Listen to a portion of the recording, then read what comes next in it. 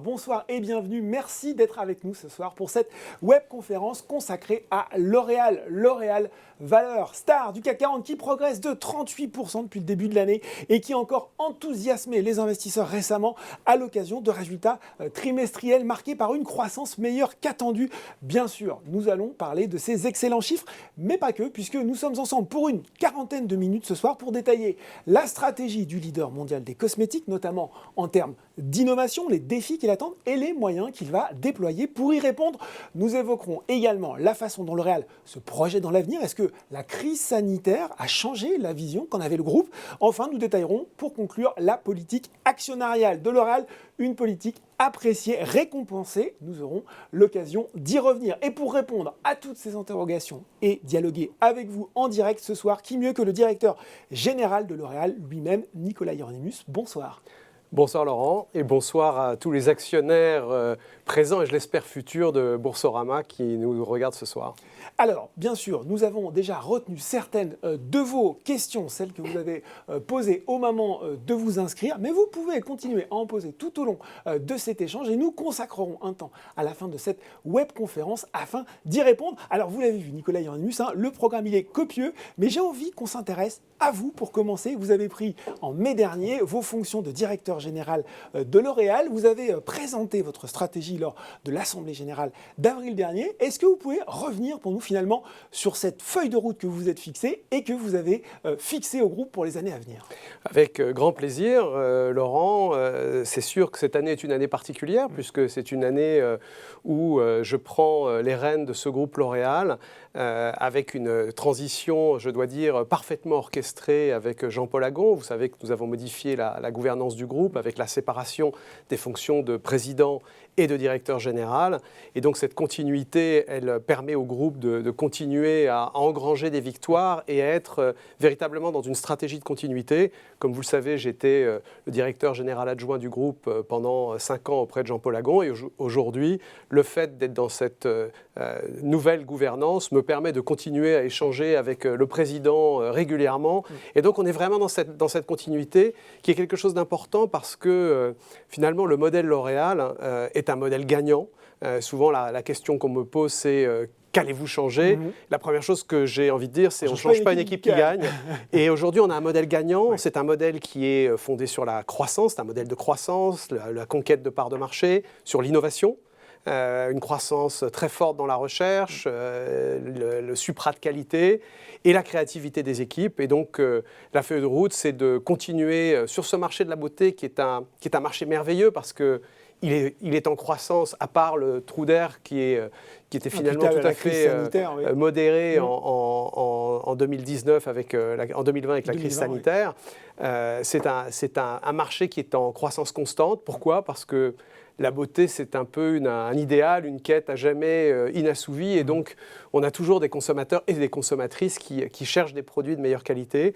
Donc, c'est un marché en croissance. Et nous, notre ambition, c'est toujours de surperformer ce marché, de gagner des parts de marché et de concilier, je pense que c'est quelque chose d'important dont on parlera aujourd'hui, une double performance économique, mais aussi sociétale, pour créer de la valeur durable pour les consommateurs de L'Oréal, mais aussi pour ses actionnaires. Si on devait résumer en quelques idées fortes justement cette stratégie de L'Oréal pour les années à venir, qu'est-ce qu'on devrait retenir? 2-3 idées comme ça qu'on doit bien se mettre dans la tête. Alors, d'abord, la première idée, je parlais de conquête de parts de marché, c'est celle de la conquête. L'Oréal est le leader mondial de la beauté, mais n'a que 13% du marché mondial de la beauté. Donc il reste de la marge. Il reste de la marge. Alors, parfois, on dit en souriant qu'il reste que 87% à conquérir, mais sans aller jusque-là, il y a certaines régions du monde où, c'est le cas de l'Europe de l'Ouest, qui est notre berceau, où on a plus de 20% de parts de marché.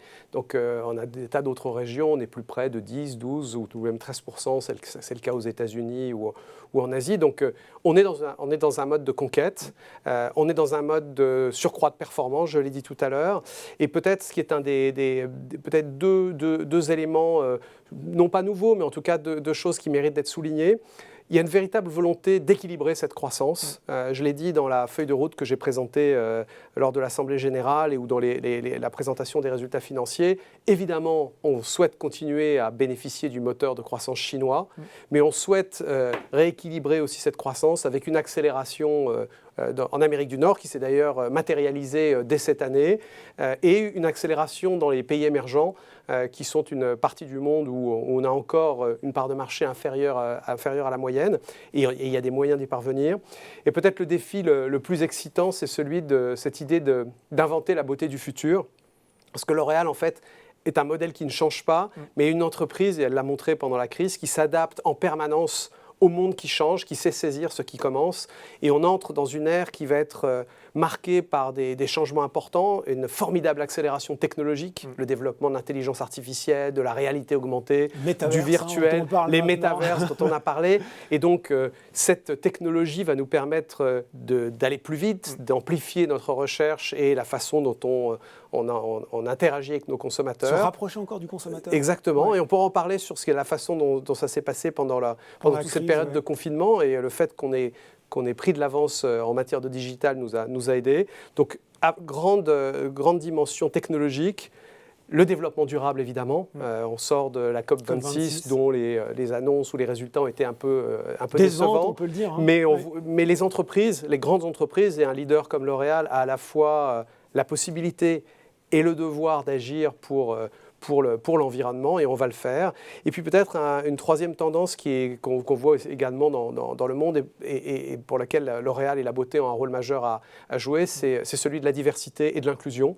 On est le troisième advertiser, donc investisseur publicitaire mondial, et on a un rôle important dans la beauté qu'on représente, et dans notre capacité à offrir une beauté à toutes les beautés de la planète, à toutes les cultures de la planète. D'ailleurs, parmi les premières décisions que j'ai prises, c'est d'apporter de la diversité dans le comité exécutif du groupe L'Oréal.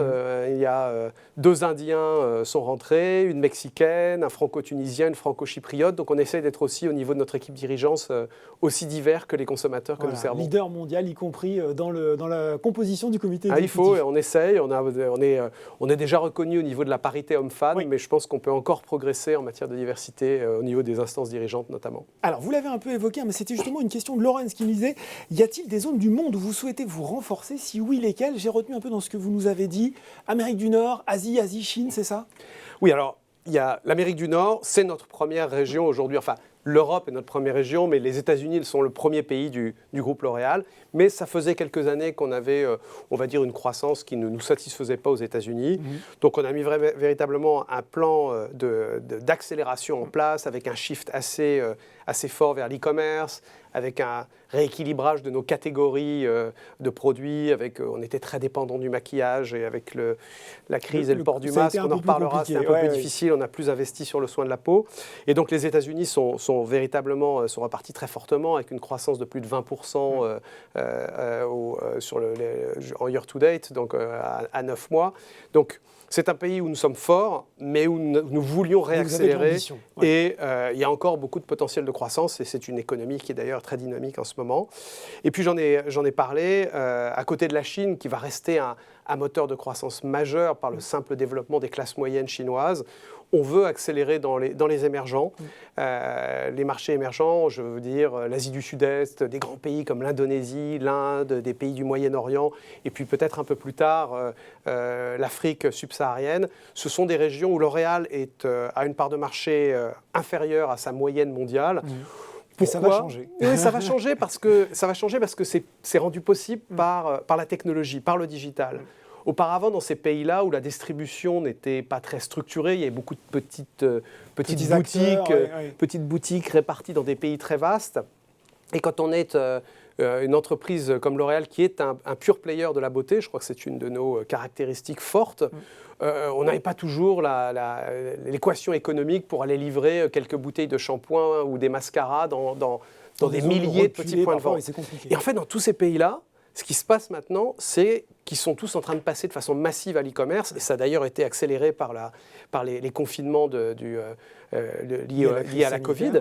Et on voit des des acteurs de l'e-commerce qui se développent de façon forte dans ces pays, Lazada, Shopee, qui sont un peu les Amazones locaux. Et tout d'un coup, tous ces consommateurs qu'on avait un peu du mal à toucher, on peut non seulement leur présenter nos produits sur leur téléphone, parce qu'ils ont tous des téléphones, leur faire des essais, essayer des produits de maquillage sur nos produits sur leur téléphone, et ensuite ils peuvent recevoir les produits chez eux sans que nous ayons besoin d'avoir une boutique qui reçoive le produit. Donc ça démultiplie nos possibilités d'accès à ces consommateurs. Donc on engrange déjà des premiers succès et aujourd'hui on croît plus vite que le marché dans ces parties-là, mais ça reste un immense potentiel de croissance et ça fait partie des ambitions que j'ai pour le groupe. Alors on va y revenir, mais en juin dernier, j'avais en face de moi, sur ce même plateau, Christophe Babule, directeur général administration et finance de L'Oréal, et nous avions évoqué quelque chose d'important, de la pierre angulaire presque pour L'Oréal, c'est cette fameuse raison d'être du groupe dont l'essence tient dans cette belle phrase: créer la beauté qui fait avancer le monde. Et je vais vous poser exactement la même question que je lui ai posée à l'époque. Quelle réalité vous mettez derrière ces mots? Alors, d'abord, ce que j'ai envie de dire, c'est que cette raison d'être, elle est très très importante. Je vais vous expliquer ce qu'il y a derrière, mais elle est très très importante et je suis très heureux qu'on l'ait écrite et publiée en 2020. C'était lors d'une assemblée générale qui était en virtuel parce qu'on était tous confinés. Mais c'est quelque chose qui prend une importance exacerbée aujourd'hui. Après cette crise, les consommateurs, mais encore plus les employés, les collaborateurs, les gens qui travaillent pour L'Oréal, ont envie de savoir pourquoi ils travaillent. Pour vendre des produits, pour toucher leur salaire, pour s'enrichir, mais il y a peut-être quelque chose ils ont envie de savoir qu'ils bossent pour quelque chose de positif. Et cette idée de cette raison d'être, qui est en français créer la beauté qui fait avancer le monde et qui en anglais est encore mieux, souvent la langue anglaise est encore mieux en publicité parce que c'est create the beauty that moves the world. Et move a un double sens qui dit à la fois faire avancer mais aussi émouvoir, parce que la beauté est une catégorie qui a cette merveilleuse capacité à rendre les gens plus heureux, confiants en eux-mêmes, et ça fait partie du côté très positif de cette industrie. Ouais. Donc créer la beauté qui fait avancer le monde, d'abord il y a le mot créer, et je vous l'ai dit tout à l'heure, L'Oréal c'est une société d'innovation, c'est cette alchimie entre nos chercheurs d'un côté et nos marketeurs de l'autre qui inventent des produits qui ne sont pas juste là pour répondre aux besoins des gens, mais qui finalement essaient de capter leurs rêves et de les matérialiser. Donc on crée des produits, mais on crée ces produits avec une volonté effectivement d'être responsable, de contribuer à un monde meilleur et de ne pas se limiter à juste à l'amélioration de l'apparence et même du bien-être des gens. Donc on veut célébrer la diversité, on veut créer une beauté qui est plus durable, qui a un impact positif, que ce soit sur nos fournisseurs, sur les approvisionnements solidaires. C'est faire avancer l'innovation sociale. L'Oréal a toujours été une entreprise assez en pointe en matière au niveau social. Le fondateur, Eugène Schueller, avait inventé le mois Schueller qui donnait un mois de congé maternité supplémentaire aux femmes de l'entreprise. Et aujourd'hui, on a un programme qui s'appelle Share and Care où l'ensemble des collaborateurs du monde de L'Oréal ont des niveaux de protection sociale qui sont très supérieurs au minimum des pays dans lesquels on opère. Ce sont des partenariats durables avec nos clients, avec nos fournisseurs. Et puis évidemment, c'est la création de valeur pour tous nos actionnaires. Donc, cette idée de créer la beauté qui fait avancer le monde, c'est vraiment d'être une entreprise qui a une contribution positive pour l'ensemble des stakeholders, comme on dit, des parties prenantes. Nos consommateurs, qu'on espère rendre plus heureux, mieux dans leur peau, plus confiants grâce à la beauté, mais aussi nos actionnaires, nos partenaires et surtout cette planète, parce qu'on ne peut pas prétendre vouloir rendre les gens plus beaux et ne pas vouloir en même temps essayer de contribuer à notre échelle à rendre la planète aussi un peu plus belle. Bon, alors on voit que la promesse est belle et on voit qu'elle est en partie tenue déjà avec les exemples que vous avez donnés. Après, il faut reconnaître que les investisseurs, eux, ils sont souvent les yeux rivés aussi sur les chiffres. Qu'est-ce que vous pouvez leur dire sur la situation financière de L'Oréal au moment où nous parlons, même si, bon, j'ai un peu tué le suspense dans mon lancement. Oui, alors il se trouve que nous avons publié maintenant il y a quelques semaines octobre, les résultats du troisième trimestre qui ont effectivement, vous l'avez dit, plutôt surpris positivement la communauté financière. Moi, je veux dire que je suis très très fier de ces résultats parce qu'ils récompensent un engagement assez extraordinaire des collaborateurs de L'Oréal qui pendant toute l'année 2020 en étant confinés, pour ceux dont le métier le permettait, mais aussi dans les usines, les laboratoires qui ont continué à aller travailler pour fabriquer des gels hydroalcooliques, mais aussi pour préparer les innovations que nous avons continué à lancer fin 2020 et début 2021. Donc c'est une très très belle performance collective. C'est un grand chelem où nous avons battu le marché dans toutes les régions et dans toutes nos divisions. Et en termes de chiffres, sur un marché de la beauté qui est reparti en croissance, ça c'est aussi un signe que les gens ont envie de se faire plaisir, et en particulier sur certaines catégories. Le marché est à peu près à plus 10% à 9 mois. L'Oréal est à plus 18%, donc 1,8 fois le marché. Donc ça veut dire qu'on gagne assez significativement des parts de marché. Et ce qui est au fond encore plus significatif, parce qu'au fond, on pourrait se dire être à plus 18 par rapport à une année qui était une année difficile. C'était une année compliquée. Ouais. C'est facile. Nous, on se compare surtout à 2019, donc avant la crise, et à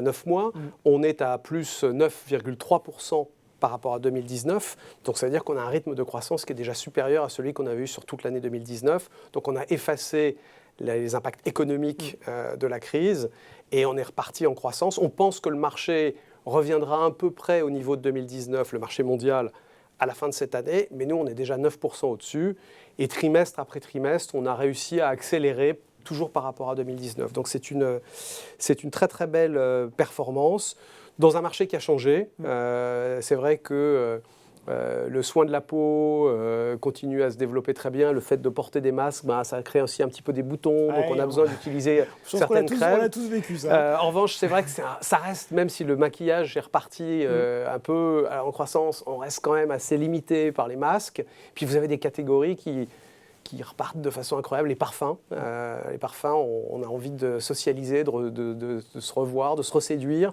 Et les parfums, nous, on est à plus 40 en parfum. On fait une année extraordinaire.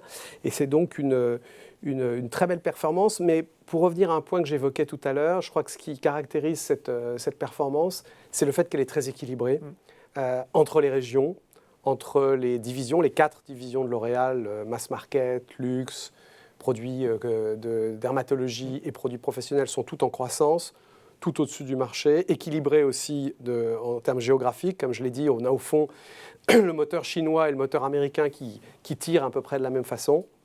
Et puis équilibré aussi globalement en termes de catégories. Donc ça c'est très bien parce que je crois qu'on peut tous dire que le monde est devenu quand même très très instable. Et l'équilibre en période d'instabilité, c'est quand même une qualité importante à avoir. Ouais. Question qui va reboucler un peu avec ce qu'on a dit sur la raison d'être. Voilà pour les performances financières. Il y a aussi l'importance de la notation extra-financière. Vous savez, les fameux critères ESG dont on parle de plus en plus, environnementaux, sociaux, sociétaux et de gouvernance. J'imagine que là aussi, c'est quelque chose qui vous tient à cœur. Quels exemples concrets vous pouvez nous donner de la performance de L'Oréal dans ces domaines, dans ces critères? Alors, effectivement, d'abord, je tiens à dire qu'effectivement, ça me tient vraiment beaucoup à cœur. C'est chevillé au corps et au cœur d'ailleurs de tous les collaborateurs de L'Oréal, cette idée de double performance financière et extra-financière. Et nous, on s'est engagé depuis de nombreuses années dans notamment des programmes de développement durable. On avait un programme qui s'appelait Sharing Beauty with All, sur lequel on avait pris dès 2013 des engagements très très forts. On avait par exemple décidé de réduire fortement nos émissions carbone. On a, entre 2005 et 2020, on a réduit de 81% nos émissions de CO2 alors qu'on augmentait notre production de 29%. Donc on a réussi à découpler la croissance des émissions de CO2. On a amélioré le profil environnemental de nos produits. D'ailleurs, de plus en plus, on a développé pour ça une méthodologie qui va nous permettre de communiquer auprès des consommateurs de façon très transparente les produits qui ont le meilleur profil. Il y aura quoi, un peu le Nutri-Score? Exactement. Nutri-Score On a tout à fait créé un score, un éco-score des produits cosmétiques qu'on a commencé à mettre d'ailleurs, à publier sur notre marque Garnier. Donc, si vous allez sur le site de Garnier, on voit les scores des shampoings Fructis, par exemple. Mais d'ailleurs, on ne l'a pas gardé pour nous. Et je reviendrai après sur des performances précises en matière de ESG. Mais ce sujet est aussi un sujet qui est assez passionnant parce que faire un éco-score de L'Oréal, L'Oréal qui se juge lui-même, c'est un peu facile. Ouais. Donc on a d'abord travaillé avec des ONG, avec des scientifiques, avec des parties prenantes. On a développé cette méthodologie qui est assez exigeante, rigoureuse et qui prend même en compte l'impact de l'utilisation de nos produits par les consommateurs, donc le temps qu'on passe sous la douche à se rincer. Et une fois qu'on a eu ce score, on a contacté d'autres grands acteurs de l'industrie en disant essayons de définir quelque chose d'homogène finalement. Quelque chose d'homogène avec lequel on est tous d'accord et qui soit scientifiquement incontestable, qu'on va essayer de proposer à l'Europe, qui cherche à définir ce score. Et donc on a créé avec certains de nos concurrents, mais qui sont aussi dans ce domaine-là, qui est la défense de la planète, des alliés, des gens comme Unilever, comme Henkel, comme LVMH. Et on a créé ce consortium sur lequel on a communiqué et on a invité tous les autres acteurs de l'industrie à se joindre à nous pour finaliser ce score et pour le publier. Maintenant, pour revenir sur des choses très concrètes, ces actions qu'on mène depuis plusieurs années, elles se traduisent par un certain nombre de récompenses. On a été 5 années de suite AAA par CDP, je crois qu'on est la seule boîte comme ça. Là, on vient d'être reconnu Global Compact Lead par les Nations Unies pour la 7e année consécutive. Et puis, peut-être pour des choses très très concrètes, on a annoncé il y a quelques semaines également que notre filiale américaine, qui a quand même 25 sites, centrales, usines, bureaux, a atteint la neutralité carbone totale 4 ans avant l'engagement qu'on a pris dans notre nouveau programme L'Oréal pour le futur, qui doit nous amener à la neutralité carbone de l'ensemble de nos sites en 2025. Pour les États-Unis, c'est dès 2021. Donc ce sont des choses très concrètes. Ouais. Et on se mesure tous là-dessus. Les bonus de nos dirigeants sont indexés sur nos performances évidemment économiques, mais aussi extra-financières. Et donc, on a vraiment l'intention de courir sur ces deux jambes parce que l'une ne va pas sans l'autre. Alors, on le voit, L'Oréal bouge vite dans ces domaines. On est finalement le groupe en bonne position pour préparer l'avenir. Justement, si on se projette tous les deux un petit peu plus loin, un petit peu plus dans le long terme, selon vous, quels vont être les principaux défis auxquels le groupe va devoir répondre? C'était une question de Jean-Yves. Comment voyez-vous L'Oréal? Lui, il vous demande dans 10 ans, quand on sait aujourd'hui, on reste dans ce sujet, mais c'est dire s'il est important, le défi écologique qui nous attend. Il y a plusieurs... D'abord, ce qu'on a montré, c'est ce que j'illustrais avec ces chiffres de moins 81% d'émissions de CO2 et plus 29% de production, par l'innovation, par la mobilisation des équipes, par la recherche. On peut et on doit à la fois répondre aux défis de croissance, puisqu'on a un modèle de croissance, et je suis moi profondément convaincu que les produits qu'on développe et ce qu'on apporte aux consommateurs, c'est quelque chose qui leur fait du bien. Donc il y a eu beaucoup de débats sur les produits essentiels ou pas. Oui, c'est vrai, la beauté, c'est essentiel. Se sentir bien, se sentir confiant, c'est essentiel.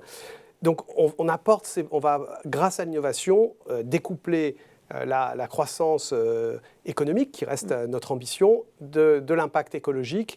Et on le fait en transformant la composition de nos produits. Donc on investit notamment, on est en train de faire basculer l'ensemble de notre recherche sur ce qu'on appelle les Green Sciences, qui nous permettent, à travers les biotechnologies, l'agronomie, de développer des actifs qui ne seront plus issus de la pétrochimie et qui n'auront pas d'impact environnementaux, même des actifs d'origine naturelle, parce que finalement, quand vous voulez mettre des actifs naturels dans un produit, il faut de l'eau pour les faire pousser. Oui. Donc nous, on développe, par exemple, des cellules de souche de rose dédifférenciées qu'on met dans la crème absolue de Lancôme. On a notre unité de biotechnologie à Tours et on fait pousser, à partir de cellules, des actifs qu'on met dans nos produits. Donc là, c'est Green Science, cette biotechnologie qu'on fait aussi avec des partenariats avec des différentes entreprises. Ça va nous permettre de créer des produits beaucoup plus durables, sans pétrochimie. Donc ça, c'est un des grands enjeux, c'est Green Sciences, la transformation finalement par la science de la qualité de nos produits, d'arriver à concilier la performance produit, parce que les consommateurs, ils veulent des produits durables, mais ils veulent des produits qui fonctionnent. Qui sont efficaces. Donc, ils ne font pas de sacrifice de l'un pour l'autre. Donc arriver à concilier la performance, la sécurité évidemment, parce que ça a toujours été une priorité, et la durabilité, c'est un grand défi. Et on est bien en ordre de marche pour le faire. Et d'ailleurs, je voyais que vous aviez à l'écran tout à l'heure une publicité pour un produit qui est un shampoing solide ultra doux. Alors on peut dire ils ont réinventé la savonnette. Non, on a réussi à faire un produit qui est aussi cosmétique, qui fait des beaux cheveux qu'un shampoing qui est dans une bouteille, sauf qu'il est solide. C'est de la glycérine végétale, c'est quelque chose qui est à 98% naturel, il n'y a pas de plastique, pas de carton. Ça, c'est une innovation qui montre la voie. On a fait un mascara à partir de polymères végétaux. Donc, on peut répondre à ce défi. Donc ça, c'est un des grands défis. L'autre grand défi, effectivement, c'est celui du digital, de la technologie. J'en parlais tout à l'heure, on investit beaucoup aujourd'hui. La data, on investit dans nos systèmes et dans la façon dont on va utiliser la data pour créer des produits et des formules plus rapidement, faire des produits plus performants. Mieux connaître vos clients aussi peut-être. Mieux connaître nos clients et leur faire des produits presque sur mesure. Ouais. On a lancé un produit qui a été lancé en Chine dans le fameux événement de la journée des célibataires Double 11, qui s'appelle Rouge sur mesure sur la marque Saint-Laurent, qui est un produit qui est une assez bonne illustration de ce que peut être la beauté du futur. C'est une petite machine avec des cartouches de couleurs de rouge à lèvres et avec une app où, en fonction de la robe que vous allez porter, que votre femme va porter, la couleur que vous voyez sur une star, vous allez le scanner et le rouge à lèvres, la machine va vous sortir la couleur exacte de ce truc-là. Et le lendemain, vous allez changer. Et là, c'est formidable parce que c'est la tech. C'est de la data, c'est effectivement l'utilisation des investissements qu'on a fait dans l'essai virtuel des produits qui nous ont beaucoup servi pendant la crise. Et puis, c'est de la personnalisation totale, puisque chaque jour, chaque personne peut avoir le produit. Donc, cette utilisation de la data et la tech, c'est un grand défi. Et puis, il y a, peut-être pour finir, même si on est déjà dedans, c'est le développement de l'e-commerce. L'e-commerce fait aujourd'hui... c'est une des raisons de notre succès, d'ailleurs, quand les gens ne pouvaient pas aller dans les magasins. L'e-commerce fait 27% de nos ventes. Ça a été une forte accélération. C'est quelque chose qu'on a saisi assez tôt. Dès 2010, on était sur le digital. Et on était prêt pendant cette crise. Aujourd'hui, c'est 27% de notre business. Et on peut imaginer que dans quelques années, je ne sais pas quand, on m'a déjà posé la question, je ne sais pas, mais qu'on aura les ventes de produits de beauté se feront peut-être moitié online et moitié dans des magasins parce qu'on a quand même envie de l'expérience, de sentir, de toucher. Mais être prêt pour répondre à cet équilibre 50-50, ça demande aussi beaucoup d'investissement pour le futur. Alors, il y a ce mot qui revient beaucoup dans votre discours, c'est celui de l'innovation. Est-ce qu'on peut on peut s'arrêter 5 minutes justement sur la politique d'innovation de L'Oréal. Comment on fait chez L'Oréal comment vous le vivez cet impératif d'innovation et comment on fait pour être, j'allais même dire au-delà, un promoteur et finalement un catalyseur d'innovation? C'est sûr que l'innovation, c'est vraiment au cœur de l'ADN de L'Oréal. Je parlais du fondateur de L'Oréal, Eugène Scheller, qui était un chimiste, et la recherche a toujours été vraiment au cœur du modèle de L'Oréal, faire des produits supérieurs avec un supra de qualité. Et donc, on est de très loin l'entreprise cosmétique qui investit le plus en recherche, à la fois en pourcentage de son chiffre d'affaires, c'est plus de 3%. On dépense 1 milliard d'euros chaque année en recherche et innovation. On a à peu près 4000 personnes, des chercheurs, on dépose des brevets. Et on a véritablement cette dualité entre des équipes marketing qui inventent et qui créent, et puis ces chercheurs qui nous proposent des formules. Et on est exigeant avec eux, mais ils arrivent avec des formules qui sont très, très, très supérieures à celles des concurrents. Pas toujours, et dans ce cas-là, ils retravaillent. Ouais. Et c'est vraiment au cœur du mode de fonctionnement de L'Oréal.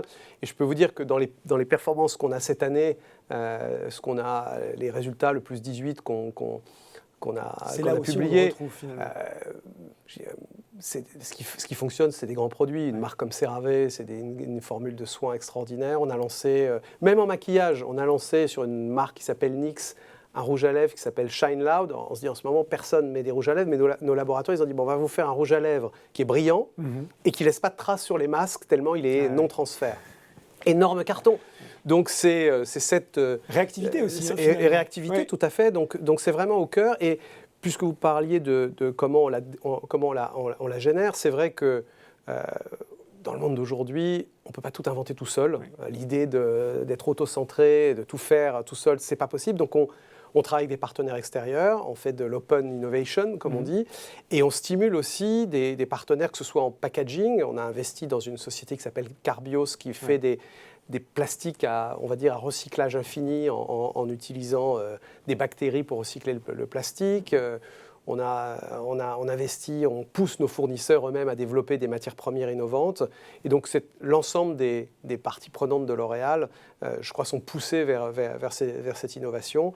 Et c'est comme ça qu'on va à la fois continuer à satisfaire nos consommateurs et à les séduire, à gagner des parts de marché, mais aussi qu'on va pouvoir résoudre les enjeux écologiques, de durabilité et de sécurité consommateur qui sont de plus en plus importants. Justement, sur ces partenariats avec des startups dont vous pouvez être à l'origine, il y a Jean qui nous demandait quels étaient les objectifs suivis, notamment pour le partenariat avec une société qui s'appelle Global Bioénergie.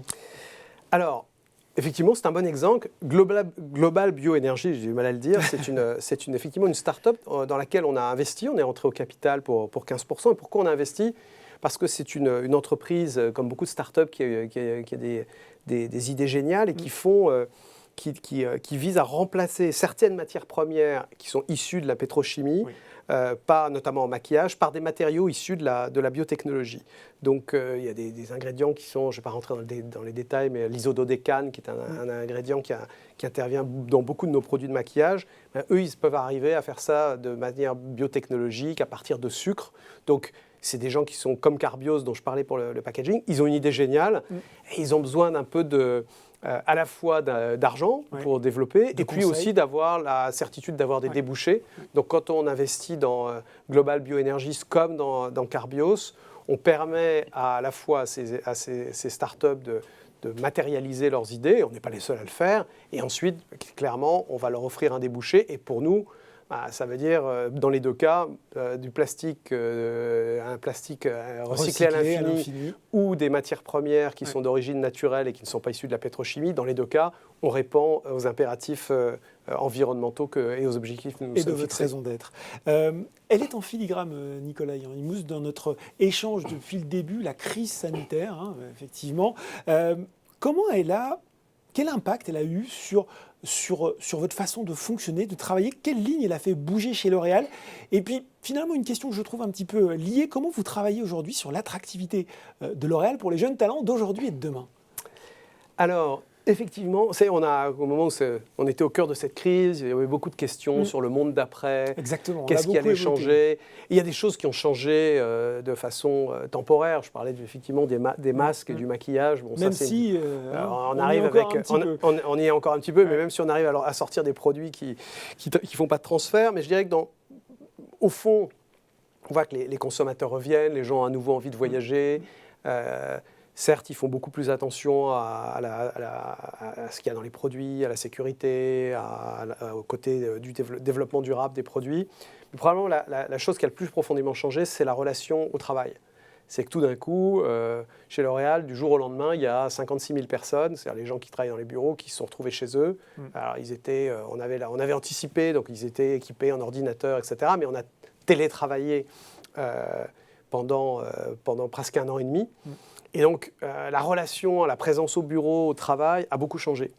Aujourd'hui, on revient, en fonction évidemment des situations qui peuvent être différentes d'un pays à l'autre, on revient à un modèle hybride. C'est un peu le mot d'ailleurs dans beaucoup de domaines.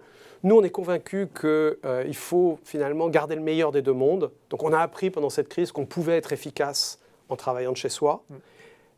Avec quand même des limites qui est que finalement, de moins en moins de limites de séparation entre la vie personnelle et la vie professionnelle, ça pouvait avoir des effets néfastes pour les gens qui travaillent comme ça.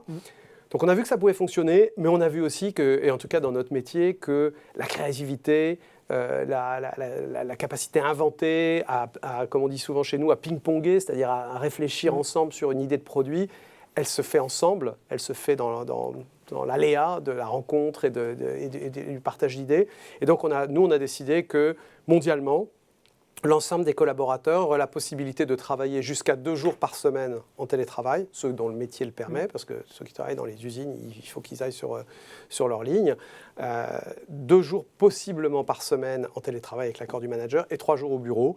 Et on est en train de mettre en place ce système. Ça demande beaucoup de formation des managers, c'est quelque chose de nouveau, mais je pense que c'est la bonne approche, puis on va s'adapter. Donc ça, c'est un gros changement, et pour engager pour motiver les collaborateurs, leur donner envie de travailler pour L'Oréal dans ce nouveau contexte, je crois qu'il y a plusieurs choses. La première, effectivement, je le disais tout à l'heure, la beauté, c'est un métier merveilleux, et c'est un métier qui attire un peu plus les femmes que les hommes, mais moi, je suis là pour témoigner qu'on peut faire des très belles carrières en tant qu'homme dans la beauté. C'est un très beau métier. On est dans une équipe qui gagne. La raison d'être, je vous en ai parlé, elle a été très importante. On a fait une campagne publicitaire pour la première fois sur le groupe et sur sa raison d'être cet été. On en refait une en ce moment.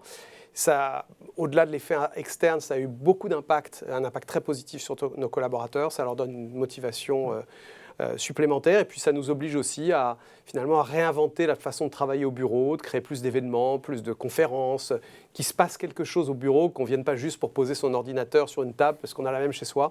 Donc tout ça, c'est quelque chose qu'on est en train de développer et d'apprendre, mais ça fonctionne bien, et moi je vois en tout cas au bureau les sourires et l'envie des gens de revenir au bureau, en particulier les plus jeunes, qui sont vraiment très contents de retrouver leurs équipes et de faire des choses ensemble. Il y a des questions qui sont tombées, vous les avez déjà un petit peu évoquées, donc on va peut-être y répondre rapidement. Il y avait Xiang qui nous demandait: les activités de L'Oréal sont-elles revenues au même niveau qu'avant le Covid partout dans le monde? Bon, donc je l'ai dit, oui. On est au-dessus. La seule partie de notre business où les activités ne sont pas revenues au niveau de 2019, je l'ai dit, c'est le maquillage et le travel retail. Vous savez, cette activité qui est la vente des produits dans les aéroports. Même si le trafic aérien est un peu reparti cet été, il est encore très très en dessous de 2019. Mais au total, comme je l'ai dit, on est 9% au-dessus de notre chiffre de 2019. Donc on est déjà bien au-dessus de ce que même on imaginait au début de cette année. Un point évoqué aussi, la situation de la Chine. Anne nous demande quel est l'impact du ralentissement économique chinois attendu sur l'activité du groupe en termes de chiffre d'affaires et d'excédent brut d'exploitation. Est-ce que la Chine ralentit déjà ? Alors, parce que tout le monde n'est pas d'accord sur le sujet. Oui, non, mais il y a plusieurs façons de lire les choses. D'abord, ce qui est vrai, c'est qu'il y a eu quand même des turbulences cet été en Chine. Des turbulences d'abord créées par des retours de Covid. Ils ont eu un certain nombre de cas de Covid. Et en Chine, quand il y a un cas quelque part, ils ferment un quartier, une ville. Et donc, il y a eu beaucoup moins, les magasins ont refermé, il y a eu beaucoup moins de voyages. Il y a eu aussi un certain nombre d'annonces qui ont été faites en Chine, qui ont pu créer une certaine dose d'incertitude. Donc le marché a connu des turbulences cet été. Nous, on sort de ce fameux jour Double 11, des célibataires. Le jour des célibataires, qui était le plus grand événement d'e-commerce mondial. Tmall, donc le site d'Alibaba, qui était à l'origine de ces événements, a publié ces chiffres. Au total, ils font 72 milliards d'euros de ventes sur une journée. Alors ça se construit sur plusieurs jours, c'est quand même incroyable. Énorme. Donc en progression par rapport à l'année d'avant. Et nous, L'Oréal, on a 2 marques dans le top 3, L'Oréal Paris et Lancôme 1 et 3. Et d'ailleurs, je crois que pour la première fois, sur Tmall exclusivement, ça a été publié par les gens de Tmall, le groupe L'Oréal est la première entreprise en termes de vente sur Tmall, devant Apple. Donc c'est plutôt bien passé. Beau succès. Maintenant, c'est vrai que je veux dire, le marché de la Chine, il a été multiplié par 4. Le marché de la beauté, c'est sur ces dernières années. Donc forcément, les pourcentages de croissance, ils vont se réduire. Le marché, on ne va pas rester à des chiffres, des croissances à 2 chiffres indéfiniment. Mais la vision à moyen terme, elle est quand même extrêmement positive, parce qu'il y a les classes moyennes, c'est le développement des classes moyennes, qui sont des gens qui viennent, dès qu'ils rentrent dans les classes moyennes, on fait partie des catégories de produits qu'ils ont envie d'acheter. Ouais. C'est à peu près 850 millions de personnes aujourd'hui en Chine. Il y en aura 300 millions de plus d'ici 2030. Tendance de long terme qui reste très favorable. Voilà, donc il y a des facteurs globaux qui restent très positifs. Alors on avait une question de Jacques, mais je pense vous y avez déjà pas mal répondu sur dans quelle mesure la crise sanitaire mondiale liée au Covid-19 a impacté la stratégie de l'entreprise concernant la vente par Internet. Là, je pense que vous avez je pense bien expliqué le on a sujet. répondu. Voilà. Justement, on a parlé stratégie, on a parlé ambition pour l'avenir. Et on sait que pour construire tout ça, il faut avoir la confiance, le soutien de ses actionnaires, d'avoir aussi un socle solide d'actionnaires individuels. C'est primordial. On arrive à la fin de cet échange. Ce soir, nous parlons devant des actionnaires, vous l'avez dit aujourd'hui, ou peut-être des gens qui envisagent ou souhaitent le devenir. Qu'est-ce que vous aimeriez leur dire là, voilà, tribune ouverte pour les convaincre de franchir le pas? Il y a beaucoup de choses que j'aurais envie de leur dire. La première chose, effectivement, comme je l'ai évoqué, on est sur un marché, j'ai envie de dire, à croissance infinie, quasiment, parce qu'il y a de plus en plus de gens qui rentrent sur ce marché. Je l'avais dit, la beauté, c'est perpétuellement une quête perpétuellement inassouvie. Nous, on est une entreprise qui est une valeur de croissance, on a un modèle de croissance, on réinvestit une grande partie de notre chiffre d'affaires dans le soutien de nos marques, donc on construit en permanence l'avenir. Et on peut faire ça, pour revenir sur l'actionnariat, parce que on a d'abord, vous savez qu'on est un groupe familial français, on a un actionnariat globalement qui est très stable, très fidèle, très engagé. Et ça permet quoi? Ça permet de ne pas sacrifier le long terme au court terme. On a évidemment en permanence le regard sur les résultats de l'année, mais les décisions qui sont prises, qui nous ont permis d'investir dans le digital quand il fallait, d'investir dans le développement durable, même si ce n'est pas facile, et maintenant d'investir dans la tech et la data, c'est qu'on a la confiance et la vision long terme que nous permet la stabilité de cet actionnariat. Donc ça crée quand même les conditions d'un bon pilotage de l'entreprise, avec en plus maintenant cette nouvelle gouvernance, présidence, direction générale, on est encore mieux équipé pour ça. Et c'est vrai que moi j'ai envie de profiter de cette petite tribune déjà pour remercier les actionnaires individuels, parce que j'ai parlé de ce groupe familial français. C'est vrai qu'on a deux actionnaires principaux qui sont très stables, mais chaque année vous êtes de plus en plus nombreux à faire le choix du nominatif, plus de 50 000. Et donc je voulais vraiment remercier chacun des actionnaires qui nous écoutent pour leur fidélité, pour leur confiance, avec l'envie de leur dire que on va continuer à délivrer des résultats, on va continuer aussi à dialoguer. Il y a un dialogue nourri et continu avec nos actionnaires individuels, au moment de l'AG évidemment, la lettre aux actionnaires, Bourse Live fin juin. On a d'ailleurs des récompenses en la matière. Et puis, je fais la publicité pour le prochain événement où Christophe Babule, qui est le directeur financier du groupe L'Oréal, sera à Investir Day au Palais Brognard le 23 novembre.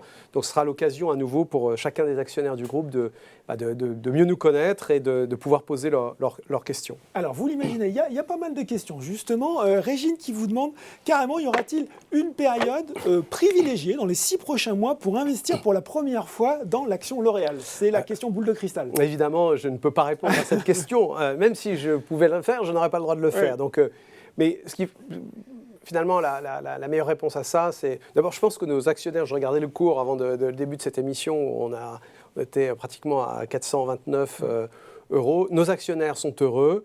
Et ce qui est important de retenir, c'est ce que je disais tout à l'heure sur la stabilité de l'actionnariat, c'est qu'on est vraiment une valeur de long terme. On n'est pas une valeur pour faire des coups. Et d'ailleurs, la plupart de nos actionnaires sont des actionnaires qui restent avec nous très longtemps.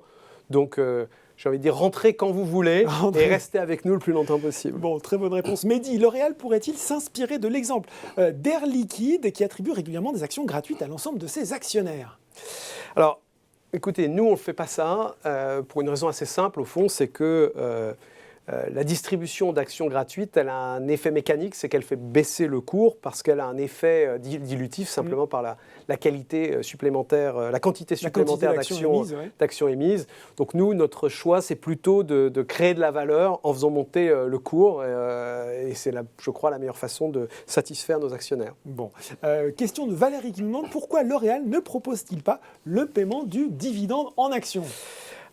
Le paiement du dividende en actions, écoutez, nous, à nouveau, on a, vous savez, on a des capitaux propres qui sont importants, donc on a du cash et finalement on peut payer nos dividendes en cash et je pense que c'est mieux comme ça, c'est mieux pour nos actionnaires et c'est mieux pour L'Oréal. Merci beaucoup Nicolas Hieronimus, vous n'avez pas hésité à donner de la voix pour ce plaidoyer pour L'Oréal ce soir. Merci. Merci à vous. Voilà, c'est fini pour cette webconférence L'Oréal, ne vous inquiétez pas, pardon, si vous n'avez pas pu tout voir, elle sera en replay sur le site Boursorama d'ici quelques jours. Merci beaucoup, bonne soirée et à très bientôt.